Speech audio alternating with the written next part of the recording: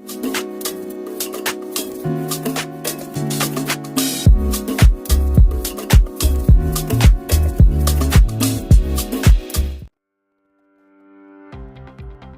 विद्यार्थी मित्रांनो, आपण आजच्या व्हिडिओमध्ये सिंगल डिजिट कॅल्क्युलेशन पाहणार आहोत। सिंगल डिजिट कॅल्क्युलेशन करताना आपल्याला सेंटर रॉड जो आहे त्याचा वापर करायचा आहे। सेंटर रॉड वरती सिंगल डिजिट दाखवले जातात, युनिट प्लेस आपण म्हणतो याला।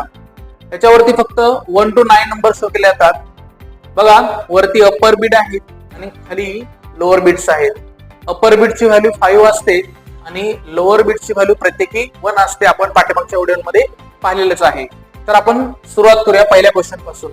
पहिला क्वेश्चन जो आहे तो आहे 9 - 2।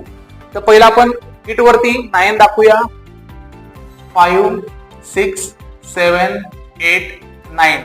आता ह्या किट वरती सिंगल रॉड जो मधला जो आहे सेंटर रॉड, आपण त्याच्यावरती 9 दाखवलेला आहे, 9 दाखवले। त्याच्यामधून आपल्याला 2 कट करायचे, 2 बिट्स कट करायचे। 1 2 बिट्स आपण कट केले, मायनस केले। आन्सर किती राहिले बघा, 5 6 7। पुढचा क्वेश्चन आहे 2 + 2। आपण याला म्हणू शकतो 2 + 2। तर पहिला आपण 2 दाखवूया। 1 2। त्याच्यामध्ये पुन्हा 2 ऍड करायचे। 1 2। आन्सर 1 2 3 4। Next question 5 + 3। पहिले 5 दाखवूया, अप्पर बीट खाली घेतला म्हणजे 5 झाली व्हॅल्यू। आता त्याच्यामध्ये 3 बिट्स ऍड करायचे। 1 2 3। आन्सर होईल 8। 5 6 7 8। नेक्स्ट क्वेश्चन करूया। नेक्स्ट क्वेश्चन मध्ये आहे 8 + 1। 8 पहिले दाखवूया आपण। 5 6 7 8। आता या 8 मध्ये आपल्याला 1 ऍड करायचं आहे। 1 बिट फक्त आपल्याला ऍड करायचं आहे। आन्सर येईल 5 6 7 8 9। नेक्स्ट क्वेश्चन आहे 7 - 2।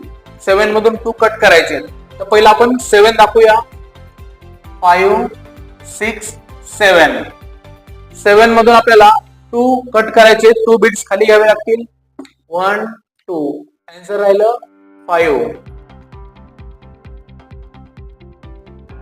Next question 7 - 6। पहिले 7 दाखवूया।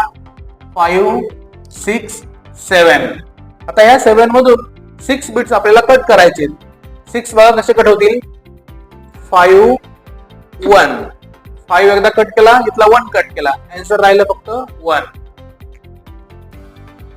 आणि शेवटचा क्वेश्चन याच्यातला 9 - 7 करायचे। तर पहिला आपण 9 करूया। 5 6 7 8 9। आता या 9 मधून 7 कट करायचा।